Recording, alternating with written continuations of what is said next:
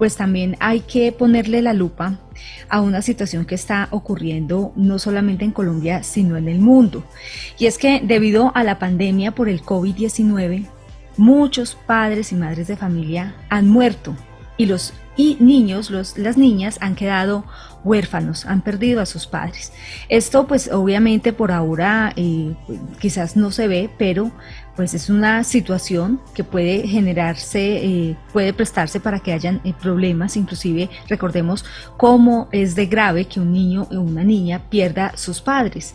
Y también la pregunta es qué va a pasar con los niños, quién se va a encargar de ellos. El Estado cómo hace para precisamente hacerle frente a esta situación que es una realidad que es alarmante. Pues según un reciente estudio que hizo la revista médica británica The Lancet, ellos dicen que Colombia está en el quinto lugar con mayor orfandad en el mundo a causa del COVID-19. Es una situación muy preocupante y de acuerdo a este informe, en el país por cada 1.000 niños, 2,3 han perdido a sus cuidadores. Por eso, para hablar de este tema, para hablar cómo hacerle frente a este impacto que genera esta situación, está con nosotros nuestra invitada de hoy, Ángela Costanza Jerez. Ella es coordinadora de la coalición Niñez Ya, a quien le damos los muy buenos días. Bienvenida a Revista de la Mañana. Buenos días, Judy. Buenos días, Sonia y Camilo. Muchas gracias por la invitación. Muchas gracias por estar con nosotros, Ángela. Y bueno, ustedes desde Coalición Niñez Ya también le han hecho seguimiento a esta problemática, a este fenómeno que se ha ido presentando, pues que antes quizás no lo teníamos como tan evidente.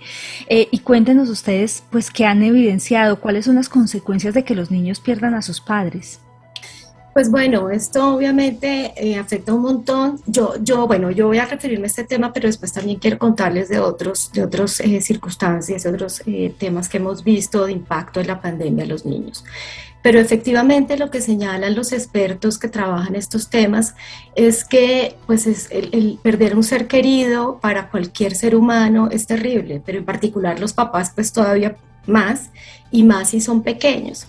Y en las circunstancias actuales que se están dando pues por la pandemia que sucede de un momento a otro en algunos casos, en otros que lleva mucho tiempo que la persona esté enferma, pues eso afecta más a los niños y son unos duelos muy complicados para ellos.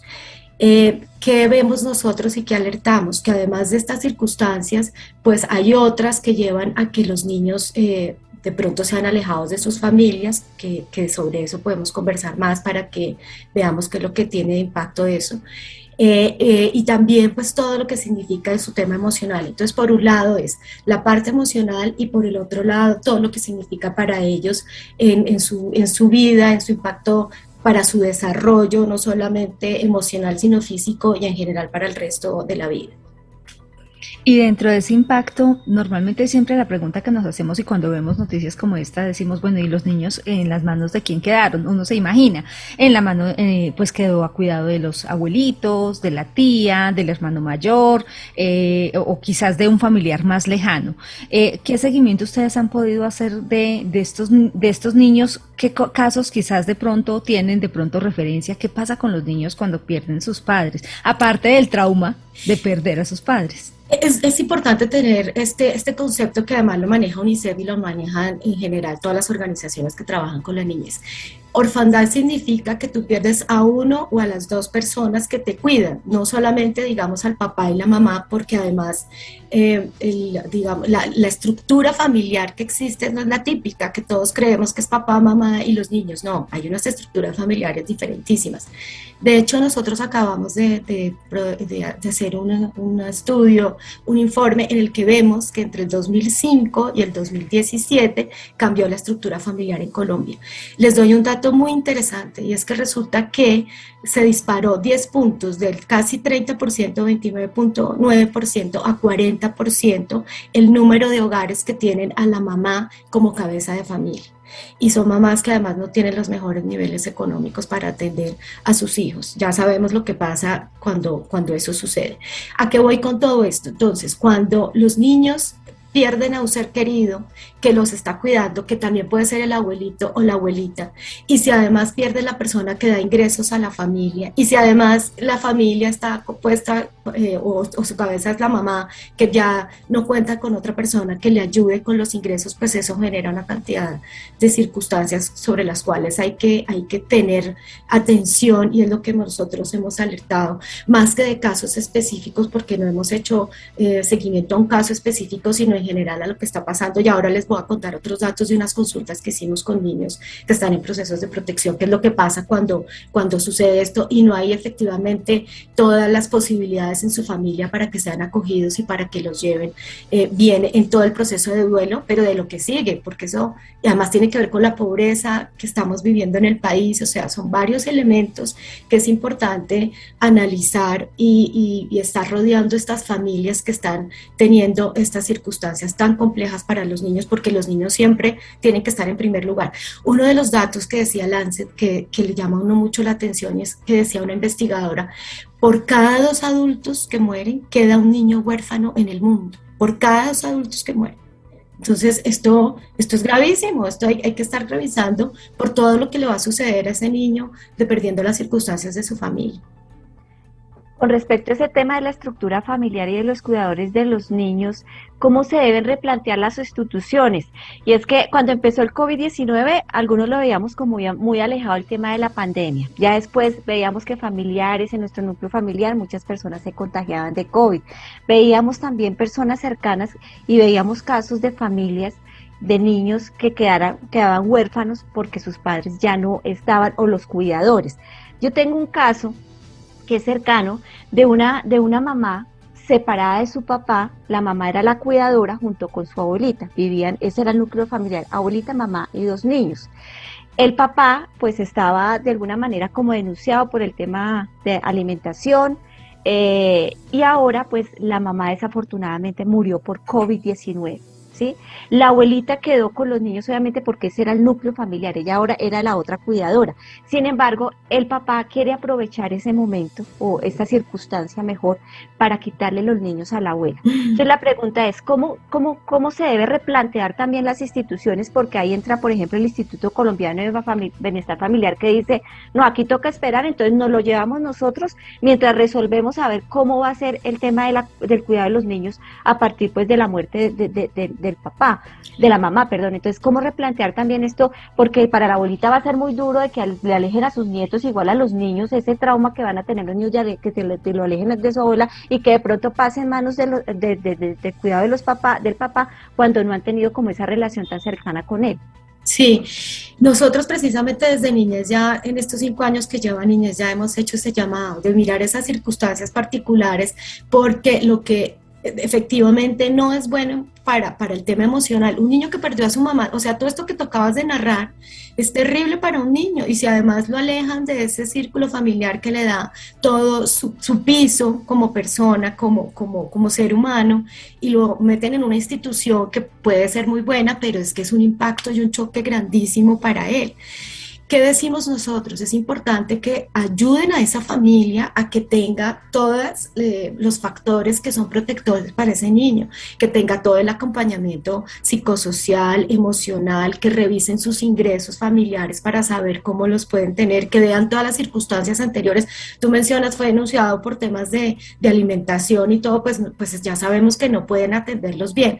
Digo, no particularizo este caso porque pues no lo conozco bien, pero sirve para poner de ejemplo lo que puede estar pasando. Entonces es revisar las circunstancias de cada familia, ver cómo puede el Estado acompañarla para que se mantengan los niños en esa familia, y si no, que vaya a una familia extensa. Pero el último, o sea, lo último que debe verse es que se vaya a una institución, que sea acogido por otra familia que no conoce, porque efectivamente ellos necesitan una cantidad de acompañamiento por todo lo que estamos viviendo. Es que si no más a nosotros como adultos nos afecta un montón cuando perdemos un ser querido, imagínense lo que significa para un niño ese piso, y más con el tema de la educación, que no han ido al colegio, hasta ahorita están yendo, no están con sus amigos, con quien puede llorar. Bueno, No, eso es una cantidad de cosas que de verdad son muy complejas para un ser humano y más para un ser humano que está en desarrollo, ¿no? Lo que eso significa en su tema emocional y como ser humano para el futuro, ¿no? Precisamente con los muy buenos días, cordial saludo, Constanza. Hola, Camila. Precisamente, pues, digamos, ¿cuáles son esas secuelas imborrables que quedan, ¿no?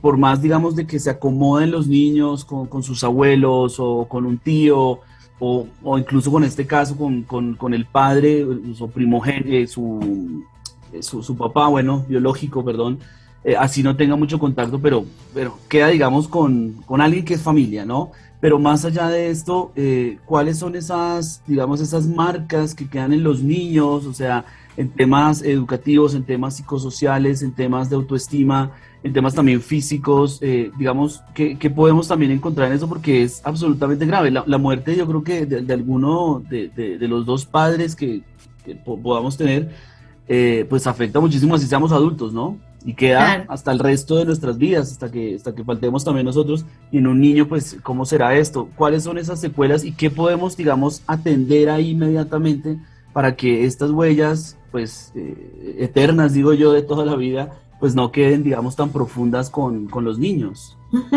Bueno, no soy psicóloga, pero lo que dicen nuestros expertos en niñez ya es que también depende del caso, ¿no? Hay unos duelos que ellos dicen que se llaman complicados y que y que son complicados por diferentes factores. Por ejemplo, la relación que tenía la persona con la persona que murió, todas las circunstancias que hablábamos ahorita de tema económico, él también sí fue de un momento a otro, o sea, además fue no, fue por el contrario, demoró mucho en morir. Bueno, eso tiene una cantidad de cosas y todo el apoyo que se tiene del resto de la familia, ¿no? De la familia extensiva. Entonces, ahí el duelo será diferente y también si hay otro duelo anterior, ¿no? Porque es que además, si digamos, si murieron los dos papás o si murió, como decías tú ahora, que la mamá y estaba con la abuelita, donde le llegara a pasar algo a la abuelita, mejor dicho, todo es distinto. Lo cierto es que lo que dicen los psicólogos y nuestros expertos en niñez ya es que hay que tener un acompañamiento psicosocial, hay que tener un psicólogo ahí que esté con ellos, que los esté acompañando, que esté mirando para que no sean tan profundas esas heridas, porque igual siempre tendrán heridas, ¿no? Y depende de cómo hacen ese manejo de ese duelo para que puedan seguir adelante.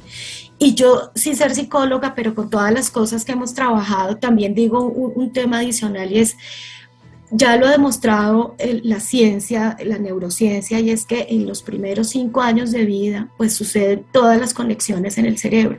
Si además eso le pasa a un niño más pequeño, que lo desprenden de su núcleo familiar y de la gente que lo quiere y de todo ese apego que tienen en todos esos primeros años de vida, pues todavía es más complejo. Entonces, esto es acá debe primar el interés superior del niño, que lo tenemos por constitución. Los derechos de los niños prevalecen sobre los derechos de los demás también por constitución. Entonces tenemos que echar mano de todos esos elementos y de todas esas políticas y leyes maravillosas que tenemos para poder rodearlos y empezar de verdad a trabajar por ellos y a pensar cómo vamos a salir adelante. Y ahora, si quieres, después podemos hablar de los otros temas que no solamente tienen que ver con la orfandad, que además eso impacta más todavía con todos los otros factores que hemos encontrado que se están dando en las familias. Y precisamente, Ángela, para poder continuar con esos otros temas, porque queremos aprovecharla, porque hay muchos temas sobre la mesa. Sí. Hay muchos temas sobre la mesa, pues hablemos sobre ese acompañamiento que hace, o ese acompañamiento no, sí, como ese seguimiento mejor que hace Niñez Ya, precisamente a estos casos de orfandad, lo que ustedes han conocido, el análisis que le hicieron al estudio de esta revista médica, esa comparación de cómo está Colombia, pues porque una cosa es reportar de que Colombia es el quinto país con más orfandad, y otra cosa es decir, cómo estamos nosotros en la atención de esa orfandad, ¿cierto? Entonces, ¿cómo es ese seguimiento que ustedes han hecho precisamente a esta situación en Colombia y quién han evidenciado? Básicamente lo que te estamos contando ahora, porque como les decía yo, nosotros no hemos hecho casos específicos, estamos recogiendo información. Lumus, que es una organización internacional, fue creada por la escritora de Harry Potter, llegó a Colombia más o menos hace 5 o 6 años, ha estado recogiendo información a nivel internacional en todos los países donde está, y fue la primera que nos alertó en Niñez Ya sobre esta situación que estaba evidenciando. Nos mostró pues el estudio de Lancet, donde pues, ven que Perú está pero por encima, ¿no? O sea, Perú tiene 14 punto algo, si no estoy mal, de niños por cada 1000 niños, 14.5 o algo así, que son huérfanos. Y desde ahí empezamos a revisar la información de lo que podía estar pasando con estos niños en cuanto al tema emocional. No hemos hecho seguimiento a cada uno, y estamos haciendo los llamados que les estoy diciendo sobre cómo es importante además estar dando las transferencias que se están dando monetarias a las familias, que lo están dando, en el caso de Bogotá, lo está dando algunas otras ciudades y otras regiones del país. Entonces hay que mantener esas transferencias monetarias para los que lo necesiten, dar pautas de crianza a aquellas familias que están recibiendo a los niños huérfanos, porque igual cuando se dan las circunstancias de que la familia no pueden estar con la familia que quedó, con la familia extensa, o no la tienen, pues hay que llevarlos finalmente a las instituciones. Entonces hay que ver en qué proceso está, cómo son esas instituciones que los están acogiendo, las familias sustitutas son importantes también aquí que entren, y darles, como les digo, las pautas de crianza. Entonces básicamente en eso estamos, queremos ahondar más en ese tema, porque es un tema que está reciente, que se conoce ahorita en julio, o sea, hace muy poco tiempo. Entonces estamos empezando como a hacerle seguimiento como otras organizaciones que están trabajando en los temas de familia y de niñez. Y ahora pasemos entonces a esos otros problemáticas que ustedes han evidenciado durante la pandemia. Inclusive ustedes han informado de que en este periodo inclusive se incrementó la violencia. Ese tema nosotros lo hemos tratado aquí en Revista de la Mañana, también con otras organizaciones, inclusive a nivel latinoamericano, donde pues dan una evidencia, y es otro fenómeno que se da en medio de esta crisis sanitaria que estamos viviendo. Háblenos también sobre este trabajo y este seguimiento que le han hecho a ese punto especialmente. Bueno, nosotros en marzo de este año publicamos un informe en el que mostrábamos los efectos de la pandemia en la niñez al cumplirse un año de declarada la pandemia en el mundo. Y encontramos muchas cosas que además que se han ido agudizando, que cada vez que vamos haciéndole seguimiento nos impactan más. Y lo quiero unir esto con un tema que les decía, y que tiene que ver también con lo de orfandad, y es que los niños que están en orfandad y que entran finalmente al proceso administrativo de derechos, de restablecimiento de derechos, perdón, que eso significa que tienen sus derechos vulnerados, van a revisar qué derecho y ver cómo se lo restablece, digamos, así para aclararlo más.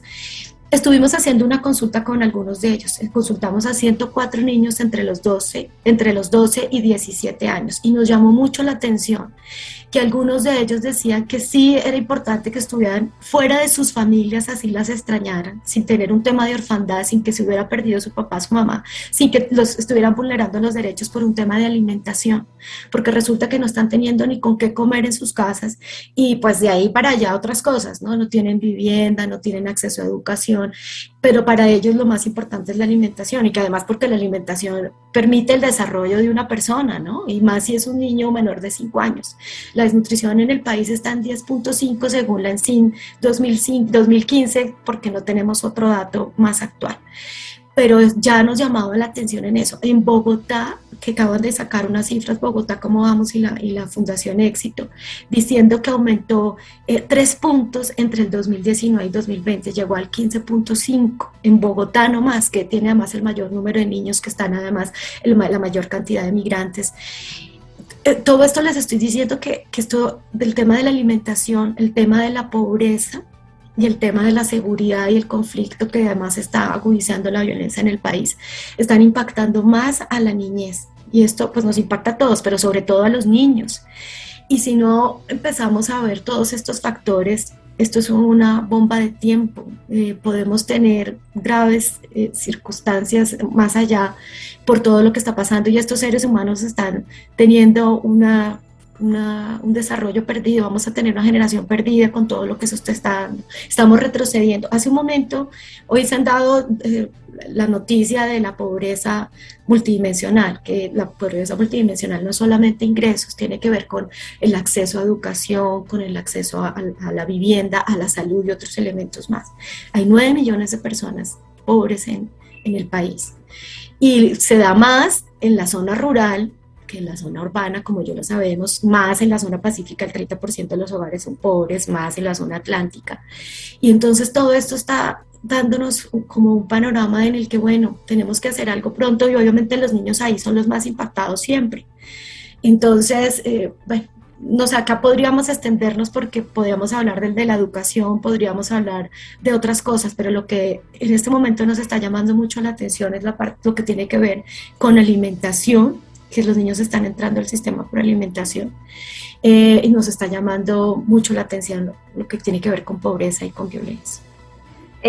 Me llama, hablando de llamar la atención en el tema educativo también, y volviendo al caso que planteaba hace un inicio, el hecho de que la abuelita haya asumido, digamos, el rol de mamá y papá de estos niños, también le produjo a ella un toque, digamos, emocional. Un toque emocional, pero también en el tema del día a día, porque pues la mamá era muy joven, la señora que murió tenía 35 años, ¿sí? Y entonces ella tuvo que asumir también el rol de estar en la presencialidad, en la alternancia, digamos, o mejor en la virtualidad en materia educativa. Entonces una señora que no sabía manejar el computador, no sabía cómo bajar los talleres, entonces también eso también es un choque terrible para ellos como niños y para la abuelita que sea desesperada. ¿Qué hago? ¿Cómo hago? ¿Quién me puede asesorar? Ayúdeme con eso porque no sé cómo bajarle las tareas. Eso también son, digamos, puede ser muy pequeñeces, pero eso altera el hogar.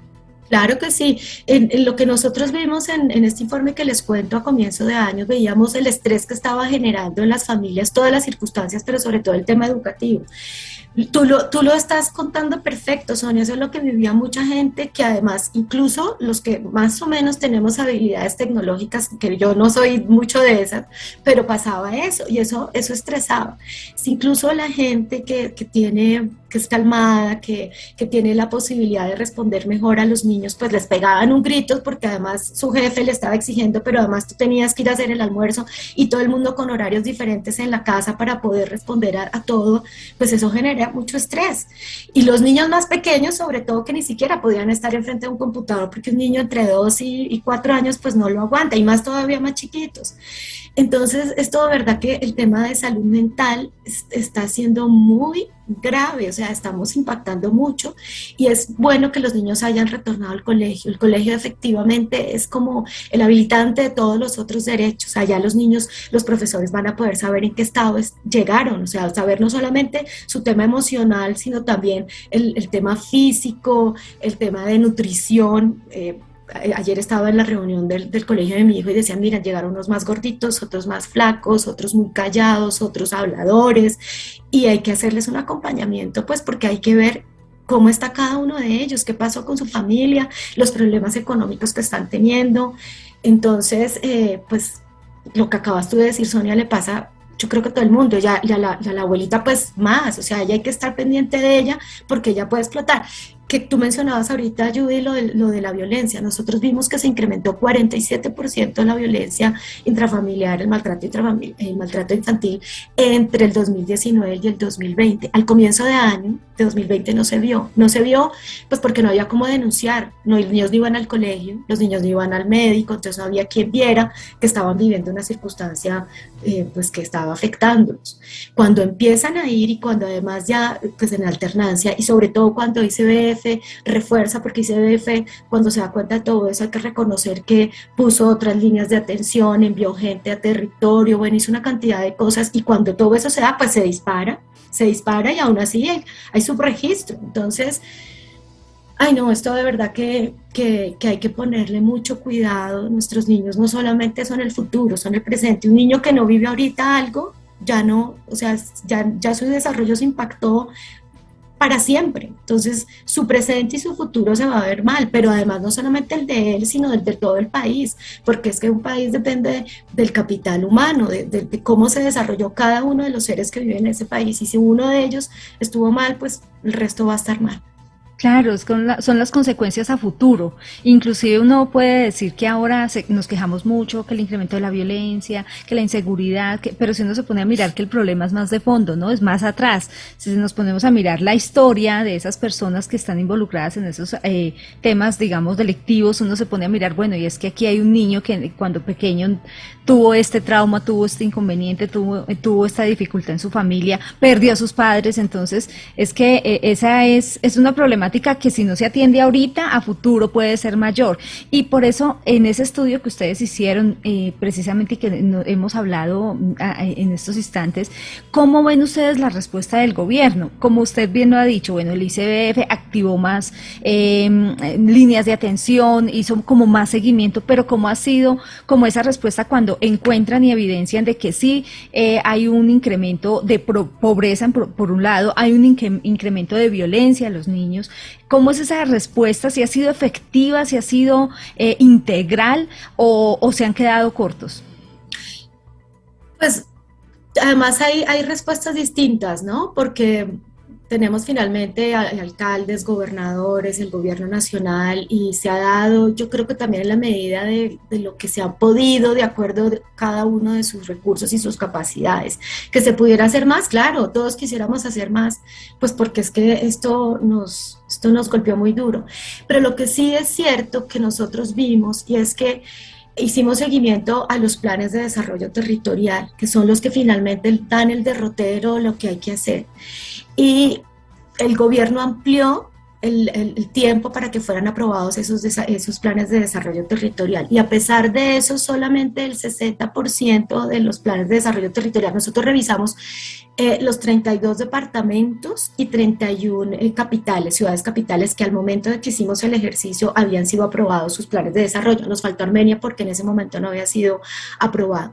Y lo que veíamos era que para el tema de la niñez, en los 10 asuntos que tenemos nosotros impostergables a los que les hacemos seguimiento, solamente el 60% tenía más o menos incluidos estrategias con metas y con indicadores claros y con recursos para hacer frente a las circunstancias que tenemos y que tenían que llevar a cabo. Y ya la pandemia estaba, o sea, esto fue en junio del año pasado. Si ahí empezamos, digamos, el punto de partida no fue lo más adecuado, pues de ahí para allá obviamente ya les cogió la delantera todo lo que estaba. Además es que nadie pensaba que esto iba a ser así, o sea, al principio creímos que era una cuarentena que íbamos a... Y pues ellos tampoco lo tenían tan claro, pero lo que sí era que desde el principio deberían haber dejado unos recursos, unas estrategias, unos indicadores y unas metas mejor. Entonces sí creemos que faltó, o sea, faltó porque no lo dicen los planes de desarrollo territorial, y es importante que pues ahora se tomen las medidas y que de acuerdo con las posibilidades y con la evidencia, que hagan seguimiento a lo que está pasando, que reciban pues la información que entregamos nosotros, pero todas otras organizaciones y las mismas entidades como el DANE, que están haciendo seguimiento todo el tiempo a lo que está pasando, pues vean esa información y con la evidencia tomen decisiones. Ahora no podemos dejar que se acabe la entrevista sin hablar sobre la posición, opinión que ustedes tienen sobre esa sentencia de la Corte que dijo que es inconstitucional la pena, la cadena perpetua para violadores de niños. ¿Cómo lo ven ustedes? Hay muchas opiniones encontradas, unos dicen que están a favor, otros dicen que están en contra. ¿Qué opinión hay desde Niñez Ya? Nosotros dejamos mejor que se pronuncien los abogados sobre ese tema, pero yo les puedo contar algo que hicimos, y fue a entrevistar a algunos fiscales para conocer su opinión.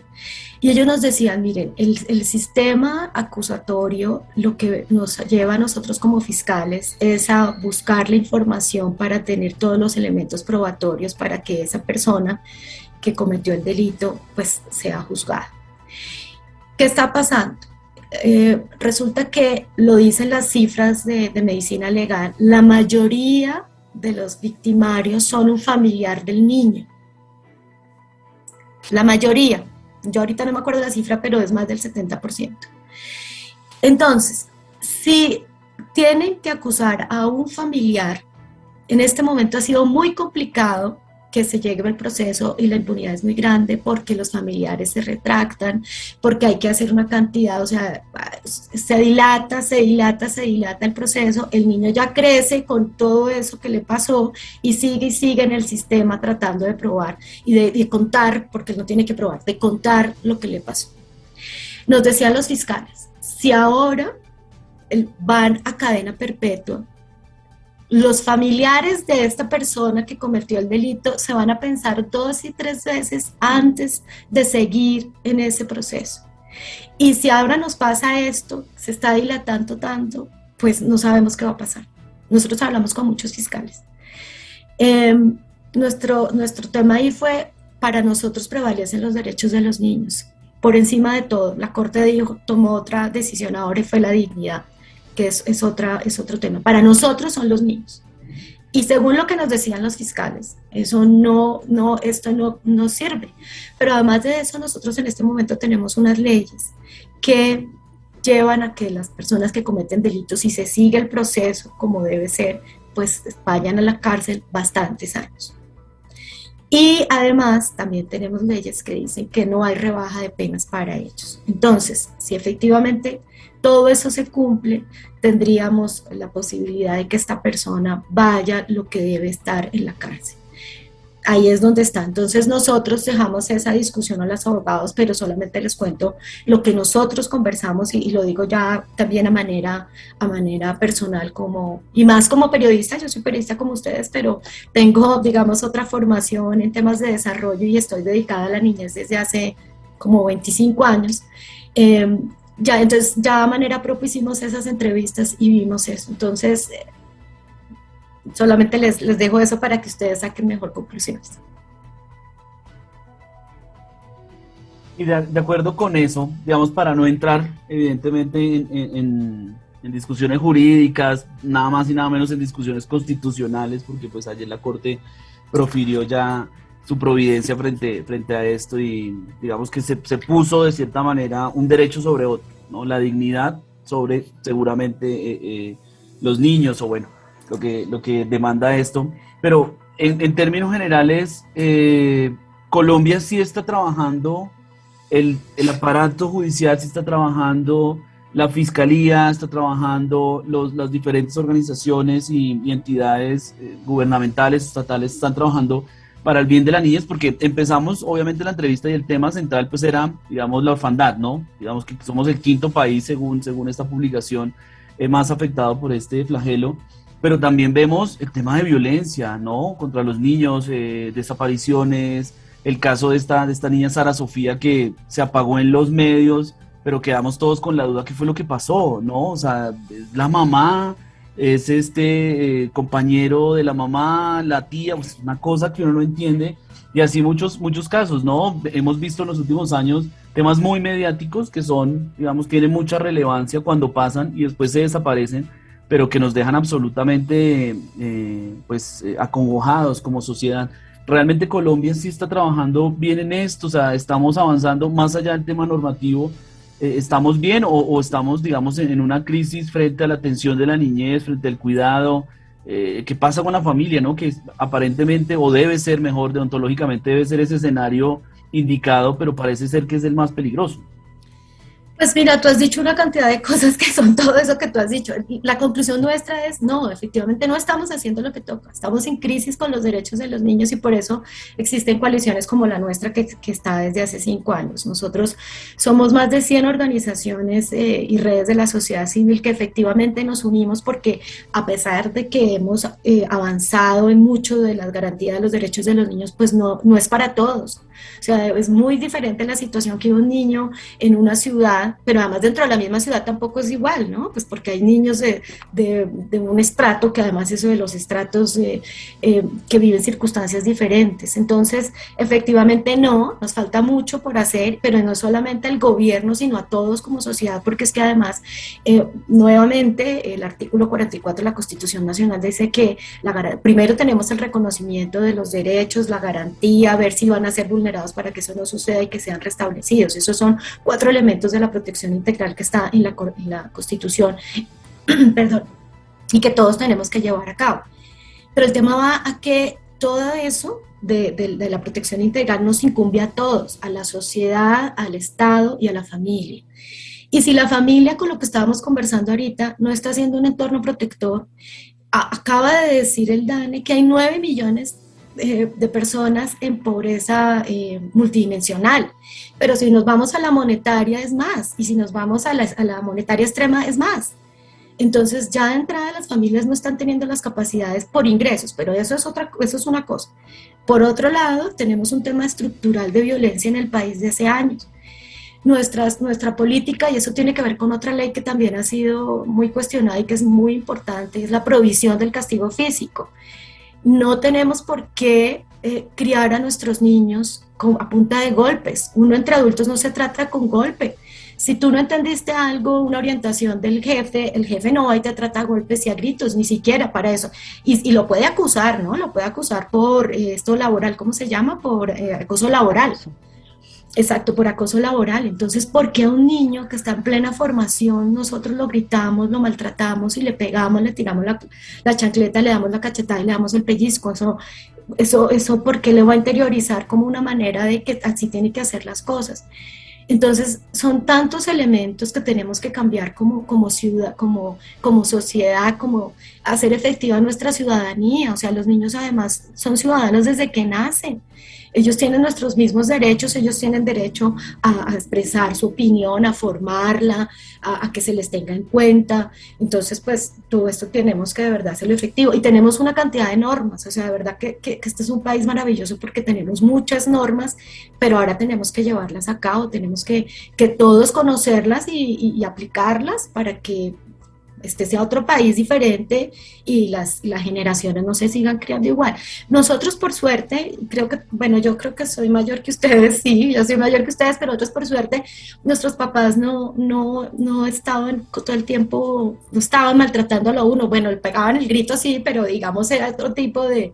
Y yo, por ejemplo, cuando pego el grito, mis hijos, digo, Dios mío, y yo que trabajo con derechos, porque es que uno de verdad a veces se le sale. Entonces hay que aprender a manejar las emociones, porque por ahí pasa, ¿no? El grito, la palmada, las chancletas, porque al final uno supo cómo resolverlo y eso fue lo más fácil. Entonces hay que aprender a controlar las emociones, hay que aprender a tener pautas de crianza de cómo podemos hacer esto mejor para si decidimos traer niños al mundo, ¿no? Entonces, bueno, y los que no también, porque igual tienen niños al lado y seguro pueden ayudar a su educación.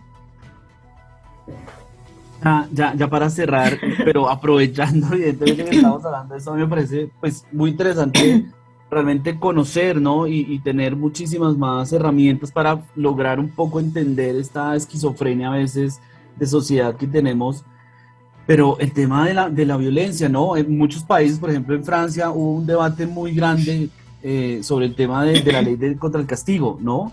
De los niños y bueno, hay un montón de cosas y padres que se oponen a esto porque todavía consideran que la palmada o bueno, algún tipo de acto físico pues reprende y no sé cómo lo estemos viendo, pero evidentemente podemos decir que los niños son el reflejo de todo esto, ¿no? El año pasado... Bueno, es que ya con pandemia como yo me perdí un poco. No, todos estamos perdidos, sí. No sé si estamos en el 2020 todavía o hablamos del 2019, pero nos llegaban unas imágenes de un colegio, si no estoy mal, de Bucaramanga, bueno, el departamento de Santander, estoy seguro, de un niño que sacó un cuchillo amedrentando a su docente, al profesor. Y decíamos... bueno, es el niño que muchos dicen, es un delincuente en potencia, o sea, lo tenemos que judicializar ya porque no puede estar por ahí, es un delincuente, sí, lo determinaban así, pero pues el trasfondo es en qué hogar está ese niño, ¿no? ¿Por qué un niño saca un cuchillo en colegio? Pues qué es lo que está viendo en su casa. Otro caso que sí estoy seguro fue el año pasado, porque estaban en casa los niños, que se quedaron solos, un niño de 10 y 8 años con un cuchillo y pues seguramente por reacción, por ejemplo, por simulación de lo que ve en su casa, pues terminamos haciendo daño a los dos niños con esa arma cortopunzante. O sea, son el reflejo totalmente, ¿no? La esquizofrenia que vivimos a veces es de esa misma realidad que vemos en los hogares, creo pues yo. Mira, Camilo, tú me llevas a contar de otro. Nosotros tenemos, como les digo yo, 10 asuntos impostergables para la niñez. Y uno de ellos es eh, los adolescentes que no siguen la ley, que cometen un delito, tienen que tener una justicia restaurativa y pedagógica. Nosotros tenemos algo que se llama el Sistema de Responsabilidad Penal para Adolescentes, que existe desde el 2006 por la Ley 1098. ¿Y qué hemos visto? Nosotros hemos hecho seguimiento a todos los estudios que saca la Procuraduría y otras organizaciones, la Defensoría, cuando hacen la caracterización de estos adolescentes que están en el sistema. Y lo que encontramos es esto que tú acabas de decir, ellos son básicamente el reflejo de lo que pasa en sus casas. Entonces además es importante decirlo, este sistema va entre los 14 y los 17 años. Y además lo que dice es que si es justicia restaurativa y pedagógica, no deben ser privados de la libertad a menos que sea, pues ya el juez lo considere por otras cantidades de circunstancias que ellos ven. Pero tienen que tener, es un tema pedagógico, ver qué fue lo que pasó, además ir a compensar a la víctima, a quien le cometieron el delito, tiene que compensarla, pero tener un tema educativo y después volver a un entorno en el que no lo vaya a seguir estimulando para cometer delitos. ¿Qué vemos? Que sus familias son familias que no le han podido dar educación, no le han podido dar salud, tienen familias con una sola persona a cargo, que la mayoría de las veces es la mamá, que además no tiene las posibilidades para darles todo lo que necesitan, y entonces el hijo, que además la mayoría de los que están en el sistema de responsabilidad penal para adolescentes son hombres, entonces este hombre hace más o menos las veces de la otra persona que trae el ingreso a la familia, y la mamá no le pregunta de dónde viene el dinero, pues porque finalmente estamos saliendo adelante y vemos cómo salimos. Entonces, estos adolescentes, estos adolescentes son el producto de lo que nosotros hicimos como sociedad, si no les dimos ni educación, no les dimos salud, no les dimos alimentación, tienen una familia que no tiene amor, que no son criados con todo lo que nosotros necesitamos como personas, pues el producto es ese. Finalmente pasa lo que tú dices, es un niño que puede sacar el cuchillo y mostrárselo a otro compañero, pues porque además eso seguramente también lo ve en la casa, que eso también hay unos niveles de violencia altísimos en su casa, e incluso algunos de los miembros de la familia también están en temas de delincuencia. Entonces, pues, ¿qué más queremos si eso es lo que producimos?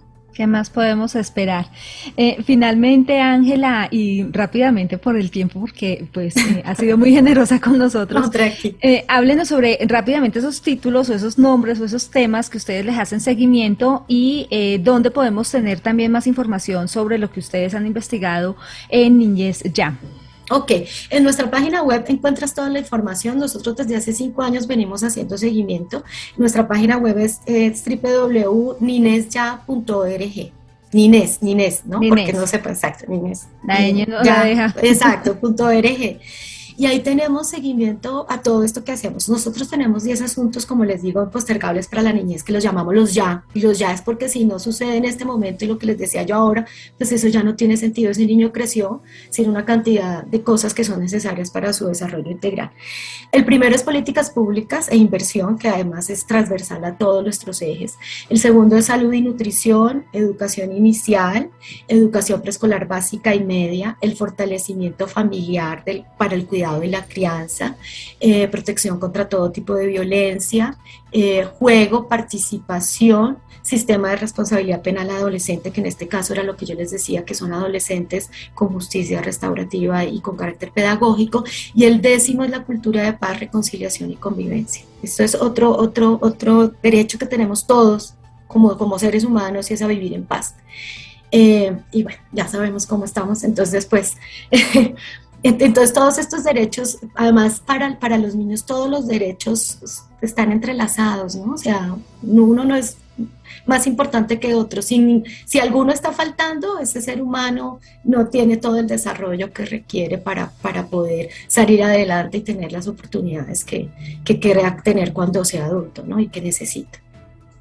Es muy cierto, Ángela, y muchísimas gracias por todo lo que nos comenta, por este diálogo que tuvimos sobre la niñez, y pues nos quedamos con ese mensaje de la responsabilidad que tenemos todos, nosotros, los oyentes, los periodistas, todas las personas, todos los colombianos tenemos responsabilidad de cuidar nuestra niñez. Gracias por estar en la UD Estéreo. No, gracias a ustedes por invitarme. Estábamos al diálogo con Ángela Constanza Jerez, ella es coordinadora de la coalición Niñez Ya, hablando de varios temas: la orfandad, la violencia contra los niños, la pobreza que viven los niños, también hasta la justicia restaurativa. Hablamos en caso de los jóvenes que han tenido conflictos con la ley. Pues estos temas ustedes lo pueden escuchar de nuevo ingresando a nuestra página web laud.udistrital.edu.